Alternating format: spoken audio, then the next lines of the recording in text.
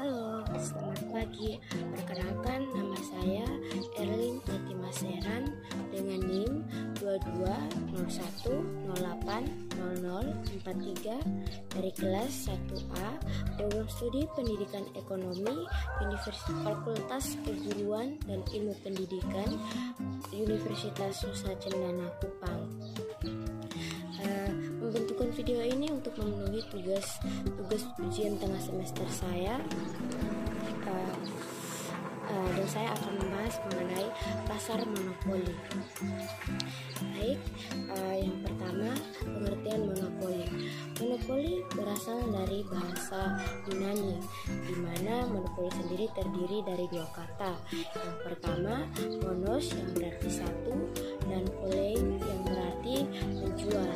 Jadi, pasar monopoli dapat disimpulkan sebagai suatu bentuk pasar di mana hanya terdapat satu penjual yang menguasai pasar, dan penentuan harga pada pasar monopoli dilakukan oleh seorang penjual atau yang sering disebut dengan monopolis. Contoh pasar monopoli, PT Perusahaan Listrik Negara, di mana pemerintah sudah memberikan hak paten kepada PT Perusahaan Listrik Negara untuk mengelola seluruh pasokan listrik di seluruh Indonesia. Dan ini hanya bisa dilakukan oleh PT Perusahaan Listrik Negara, tidak bisa dilakukan oleh perusahaan lain. Yang kedua, ciri-ciri pasar monopoli. Ciri-ciri yang pertama, dalam pasar monopoli tidak ada barang pengganti. Ya, ini cukup jelas ya, karena dalam pasar monopoli tidak ada perusahaan lain yang bisa bergerak sebagai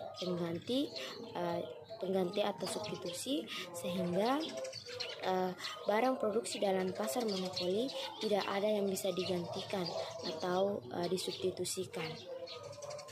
Ciri-ciri yang kedua, kekuatan penentuan harga pada pasar monopoli sangat kuat.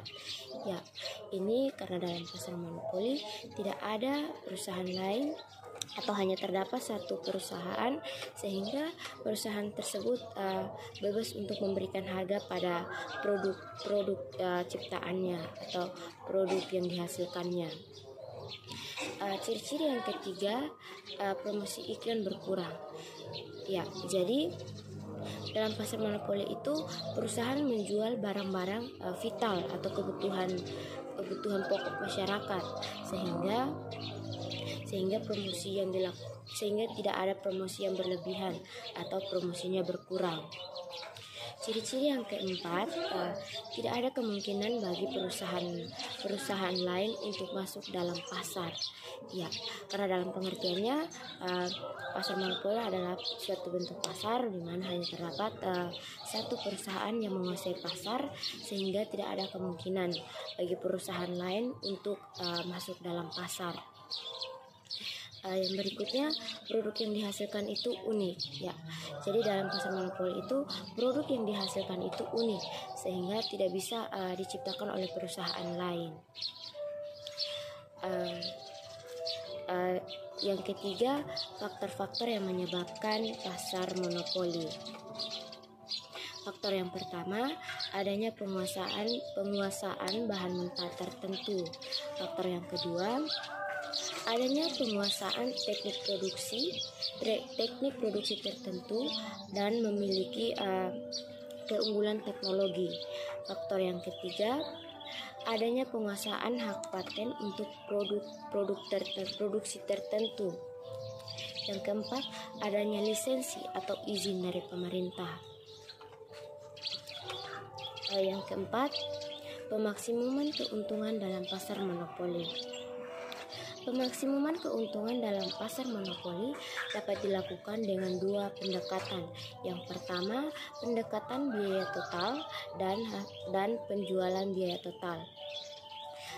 Pendekatan yang kedua, pendekatan biaya marginal dan penjualan atau pendapatan marginal.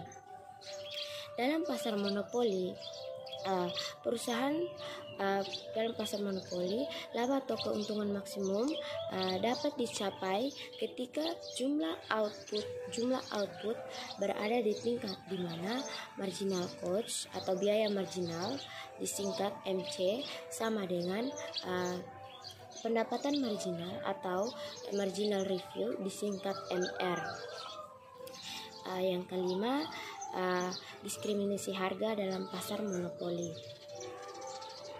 Diskriminasi harga dalam pasar monopoli merupakan kebijakan monopoli mengenai harga yang pada dasarnya ditetapkan dengan harga yang berbeda dan kepada konsumen yang berbeda.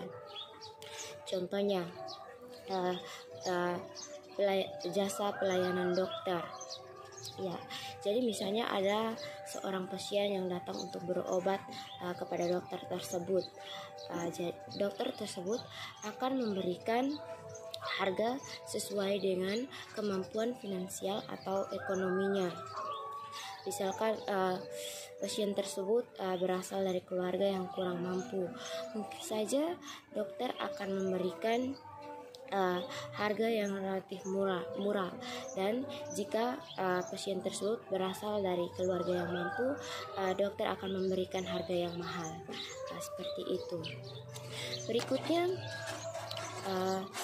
kebaikan pasar monopoli. Kebaikan yang pertama adalah perusahaan di dalamnya akan menghindari produk-produk tiruan dan menghindari persaingan yang tidak bermanfaat. Ya, jadi dalam pasar monopoli perusahaan tersebut akan menciptakan hal yang baru, tidak meniru produk yang diciptakan oleh perusahaan yang lain. Ciri-ciri yang kedua, kebaikan yang kedua akan menimbulkan skala ekonomi yang dapat menurunkan biaya produksi. Yang kebaikan yang ketiga, ada dorongan untuk menggunakan teknologi canggih dan terbaru.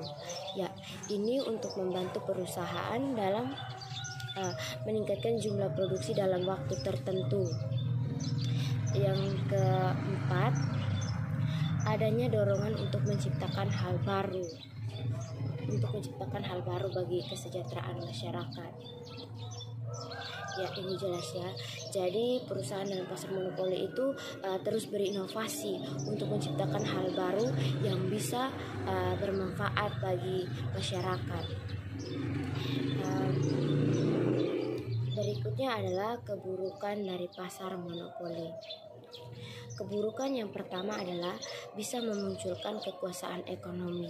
Ya, tentu saja ya, karena dalam pasar monopoli tidak ada perusahaan lain yang bisa menggantikan perusahaan tersebut atau bisa bergerak sebagai substitusi, sehingga di situ ada kekuasaan dalam ekonomi.